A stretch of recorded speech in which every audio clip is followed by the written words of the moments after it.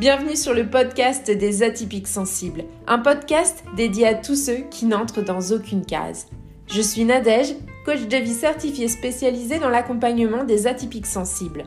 Mon objectif au travers de ce podcast est de te permettre de mieux te comprendre et d'oser te montrer tel que tu es.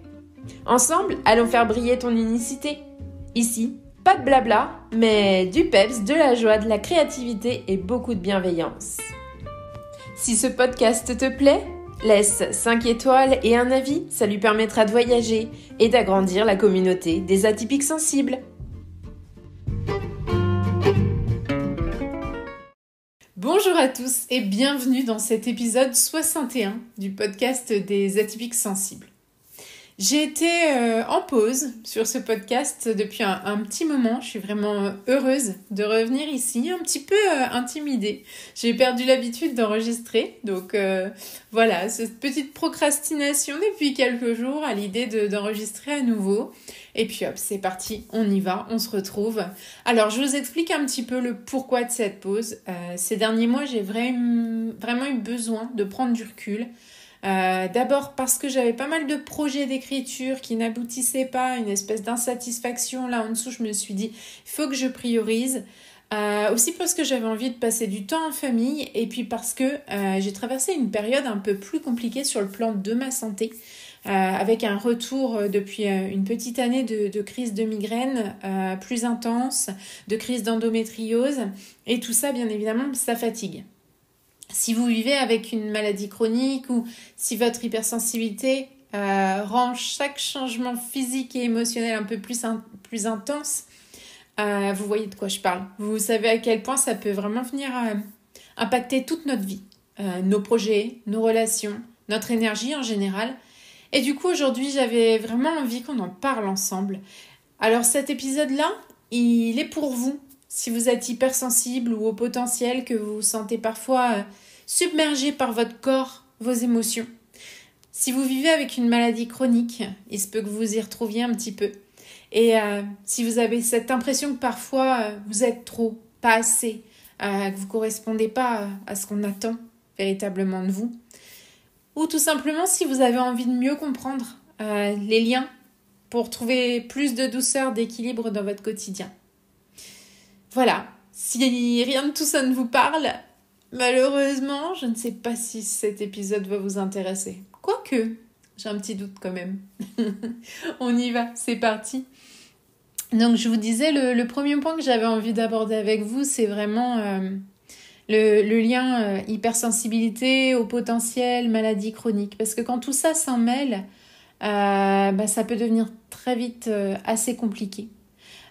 Quand on est hypersensible ou quand on est HPI, déjà, on ressent, on perçoit le monde avec une intensité accrue. Vraiment, il y a un côté plus, quoi. Et notre système nerveux, il vient là se poser et fonctionner comme une espèce de radar ultra performant. Il va capter les petites variations d'ambiance, les petites tensions, les petites émotions chez les autres, en plus de tout ce qui se passe déjà dans notre corps. Alors quand on ajoute une maladie chronique à ce mélange HPI, hypersensibilité, ça crée un truc hyper complexe. Si je vous partage un petit peu moi de ce qui a pu se passer, c'est que par exemple une simple douleur, c'est-à-dire une migraine de fond, elle va être ressentie 10 fois plus fort au bout d'un moment avec la fatigue qu'une personne moins sensible. Le fait qu'il y ait des fluctuations de ma santé, j'ai ce sentiment d'injustice qui ressort, de manque de liberté, de perte de contrôle. Et finalement, ça aussi, ça va m'amener une fatigue supplémentaire. Parce que c'est une espèce de lutte contre quelque chose que finalement, je peux pas, sur lequel je peux rien faire. J'ai pas vraiment de prise sur le fait que ma santé fluctue. Et puis, bien évidemment, quand on est HPI, on analyse. On analyse tout le temps, on analyse tout, on analyse. Et c'est à double tranchant. Parce qu'on va chercher à comprendre chaque symptôme, on va chercher à comprendre chaque détail, on va chercher à faire des liens. Qu'est-ce que j'ai mangé? Qu'est-ce que j'ai fait comme activité? Quel est le déclencheur? Est-ce que c'est une odeur? Est-ce que c'est un son? Et finalement, à force de se poser 10 000 questions, de chercher toutes les réponses, on va faire des recherches sur Internet, on va aller sur Google Med, analyser des petits articles en anglais. Ben, finalement... ouais, c'est top, hein, parce qu'on a quelques réponses qui arrivent, mais on a surtout un bel épuisement mental qui arrive. Et puis, il y a ce côté, ce point invisible, parce que les autres ne voient pas toujours ce que vous traversez, ils voient même jamais ce que vous traversez, à part les personnes très très proches qui vont, sur des petits détails, pouvoir savoir qu'il se passe quelque chose. Les autres vont vous dire « Ah, t'as l'air en forme !» Oui, non. Et intérieurement, en fait, c'est le chantier, c'est la guerre, c'est la lutte contre la douleur, contre la fatigue. Donc, pour pas trop entendre ça a l'air d'aller, t'as l'air en forme, ça a l'air d'aller mieux, on s'isole émotionnellement, mais socialement aussi. Voilà, où on s'isole émotionnellement et on fait croire donc on entend des mais t'as pas l'air malade. Où on s'isole socialement et on n'entend plus rien. Donc, parfois, selon la force qu'on a, c'est l'un ou l'autre, on fait comme on peut. Et finalement, ça vient accentuer ce fort sentiment de décalage. On ne se sent pas compris, on se demande si on n'est pas en train d'exagérer, si on n'est pas un peu trop, justement, voilà. Mais non. Ce qu'on ressent, c'est là, c'est réel. Et même en tant qu'hypersensible, parfois, on tolère mieux la douleur, bizarrement. Parce qu'on a cette habitude, ce truc qui fait que, en fait, chez l'hypersensible, tout est amplifié. Donc, quand on ressent une douleur, on la ressent très, très forte. On crée une habitude et on la tolère mieux, même si on la ressent plus fort. J'avais envie de vous partager dans cet épisode vraiment quelques petites clés, quelques petits trucs que moi j'utilise pour trouver mon équilibre. Déjà, me donner beaucoup de bienveillance. Parce que ça, on oublie. On a tendance à bien savoir se taper sur la tête, mais on n'a pas tendance à savoir avoir de l'autocompassion pour soi-même. Donc là, c'est hyper important. Bien enregistrer, répéter chaque jour. Mon hypersensibilité, mon haut potentiel, ce ne sont pas des défauts. C'est juste un fonctionnement particulier. Vraiment. C'est un truc, moi, que je me dis. Ma façon de fonctionner, c'est pas un défaut. Elle est juste particulière. C'est une caractéristique qui fait de moi qui je suis. C'est tout. Me répéter aussi que mon corps n'est pas mon ennemi. Et ça, comme on a été en guerre plusieurs années, j'avais déjà parlé un petit peu de ça dans différents podcasts où j'ai été invitée. J'ai souffert de TCA pendant beaucoup d'années de ma vie. J'en souffre plus, elles sont toujours là. C'est toujours là, ils sont toujours là, ces troubles du comportement alimentaire. Ils nous accompagnent toute la vie, pour moi, c'est à peu près ma seule vérité. Il y a des fois où ils font beaucoup plus de bruit, des fois où ils sont silencieux. C'est pas parce qu'ils dorment qu'un jour ils vont pas se réveiller, donc ça mérite un petit point de vigilance là-dessus. Mais me répéter que mon corps n'est pas mon ennemi, pour moi, au début, ça a été hyper dur. Parce que pour moi, mon corps, c'était ma bataille de toujours. L'acceptation de mon corps, ça a toujours été une bataille. Aujourd'hui, on a fait la paix. Je suis capable de lui dire c'est ok. Tu me parles, tu m'envoies des signaux. Je t'écoute. Et ça a été une grosse part de mon travail à faire sur moi-même. Ensuite, le truc que je trouve hyper important, c'est d'aller jauger notre énergie le matin pour pouvoir prioriser et poser des limites dans la journée.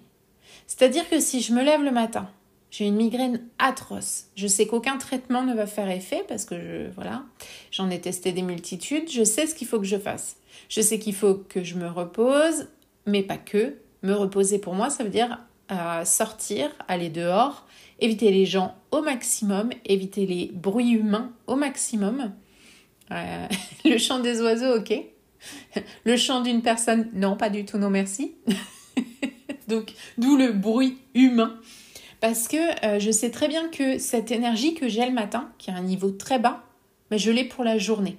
Et finalement, c'est ma ressource la plus précieuse de la journée.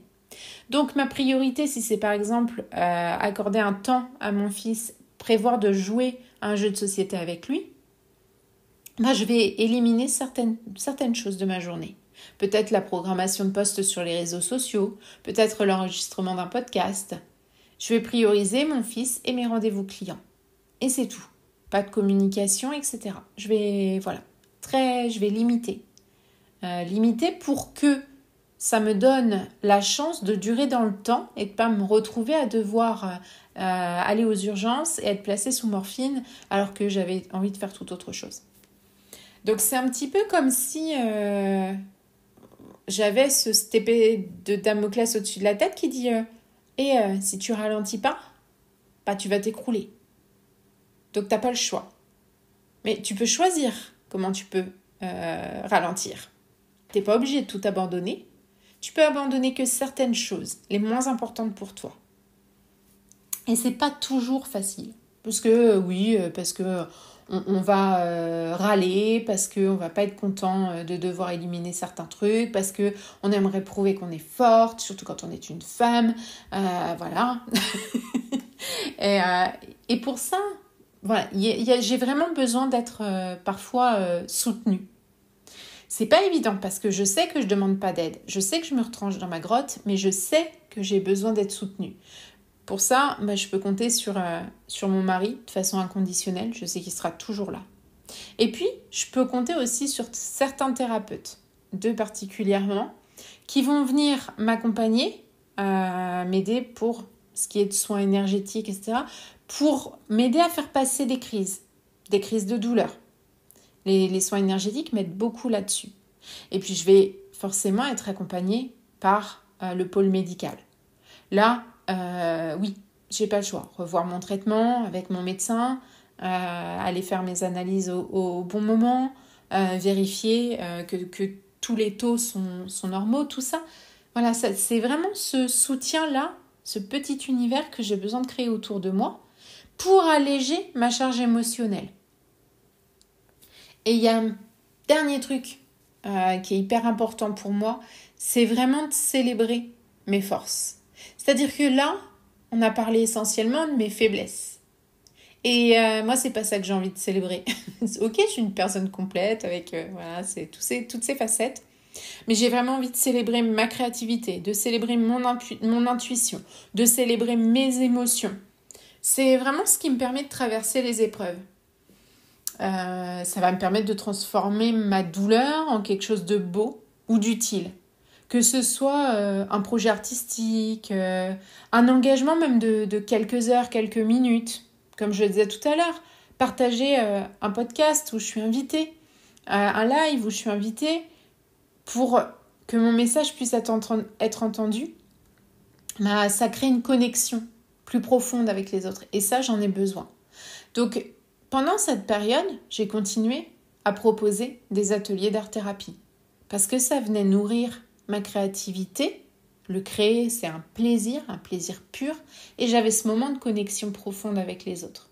Le jour où je propose les ateliers d'art-thérapie, c'est un jour où je n'ai pas de rendez-vous client. Donc là encore, j'ai fait le choix de réguler mon énergie. Si jamais vous avez des petits... on va dire des petites disputes avec votre corps, je vous propose un petit exercice créatif qui, moi, me fait beaucoup de bien. C'est un exercice que j'ai appelé la carte de mon corps sensible et qui permet vraiment de se reconnecter au corps, au ressenti. Donc, on va prendre une feuille blanche et on va dessiner une silhouette de corps humain très simple, un contour. On peut aussi en trouver sur Internet. Et à l'intérieur, on va utiliser des couleurs, des symboles, des mots, pour représenter ce qu'on ressent aujourd'hui dans notre corps. Par exemple, sur une zone de tension comme ma tête, je vais mettre une couleur chaude. En général, je mets du rouge avec des éclats de orange. Vraiment ce côté Et puis, je vais pouvoir jauger toutes les parties de mon corps comme ça. Voir un petit peu, moi j'aime bien mettre du bleu là où elles sont apaisées. Mettre un mélange de violet et de rouge et de bleu pour les parties qui sont un petit peu chahutées, mais où ça va. Et puis après, je viens créer des petites étiquettes avec des mots pour apporter du soutien aux parties de mon corps qui en ont besoin. Donc pour moi, il y a la paix, le calme, l'apaisement, la douceur. Des fois, c'est la lumière, l'enveloppement, la compassion, un câlin. Ça peut être, voilà, toutes ces choses-là. Et je vais aussi apporter des petits symboles. Alors, j'aime bien utiliser les petits feux d'artifice ou des espèces de petites bombes qu'on trouve dans les BD, là, avec le boulet, avec la petite ficelle qui prend feu, là, pour mettre, voilà, au niveau de ma tête, quand elle est vraiment douloureuse, au niveau de mon bassin aussi, etc. C'est des zones où je vais mettre des petits explosifs, des petites barres de TNT, des petites choses comme ça. Et finalement, voilà, je vais les mettre dans ces zones où je sais qu'il y a ça. Et je vais venir les recouvrir avec quelque chose de lumineux, avec de la force, avec de la vitalité, des fois avec des petits cœurs. Mais je viens recouvrir ces zones. Comme j'ai mis des petits pansements, je viens mettre des images pansements aussi. Ensuite, je prends toujours un temps pour observer ma création et me poser cette question. Et j'y réponds tout autour de la silhouette. Qu'est-ce que mon corps vient me dire ? Quelles sont les parties qui ont besoin d'attention ou de douceur ? Et ça, je l'écris tout autour de la silhouette. J'aime bien en général la garder quelques jours comme marque-page dans le livre que je suis en train de lire. Ou la mettre sur mon bureau ou quelque part. Voilà.